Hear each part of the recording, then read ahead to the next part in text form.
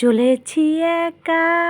আরে বাবা, আমি কিন্তু একা নই, আমার সঙ্গে আমার বড় আছে। ওই দেখো, আমার ছেলে আছে। তো কোথায় যাচ্ছি? গাড়ি করে আমরা গেলাম, ওই দেখো হেলাবরতলা মৃধা স্কয়ার। সেখানে গিয়ে আমার শ্বশুর শাশুড়ি ছেলে আমরা সবাই মিলে যাচ্ছি। দেখো, ক্যামেরাম্যান কিন্তু ক্যামেরাম্যানের কাজ করেই যাচ্ছে। আমিও কিন্তু তোমাদেরকে ওয়েলকাম জানালাম যে তোমরাও আমার সঙ্গে এসো।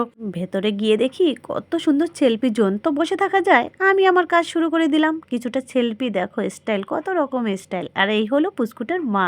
তো কোন সম্পর্কে কোথায় গেলাম, তোমরা সঙ্গে থাকো, দেখতে থাকো। অবশ্যই সব কিছু তোমাদেরকে বিস্তারিত বলে দেবো। ওই দেখো, ওখানে যে ফটোটা তোলা হচ্ছে বা ভিডিও করা হচ্ছে, এই হলো পুস্কুর মা, বাবা, আর ওই হলো আমাদের কিউট পুস্কু। ওই পুস্কুটার অন্নপ্রাশনে আমরা গিয়েছিলাম। তো পুস্কুটার সঙ্গে আমাদের সম্পর্ক কি অবশ্যই বলবো লাস্টে, তোমরা সঙ্গে থাকো।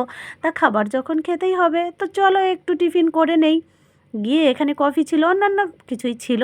তো আমি খেয়ে নিলাম, একটু টেস্ট করলাম। সত্যি খুবই ভালো রান্নাবান্না।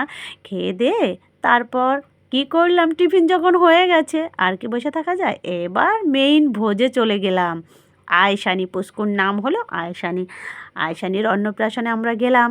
আয়শানি হচ্ছে আমার পিসি শাশুড়ির মেয়ের ছেলের মেয়ে। তো কি সম্পর্কটা তোমরা বুঝতে পারলে তো? অবশ্যই জানাবে। এটা কিন্তু দিদি নম্বর ওয়ানের সম্পর্কের মতো।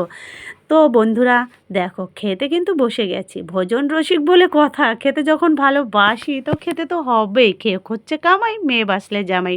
তো খেয়ে দিয়ে রেস্ট নিয়ে আমরা যখন বেরোলাম, তখন দেখি ওই ফ্ল্যাটের নিচে অনেকগুলো গাড়ি পার্কিং করা আছে। তো কি করব, মাথায় বদবুদ্ধি এলো, একটু ভিডিও করে নিলাম।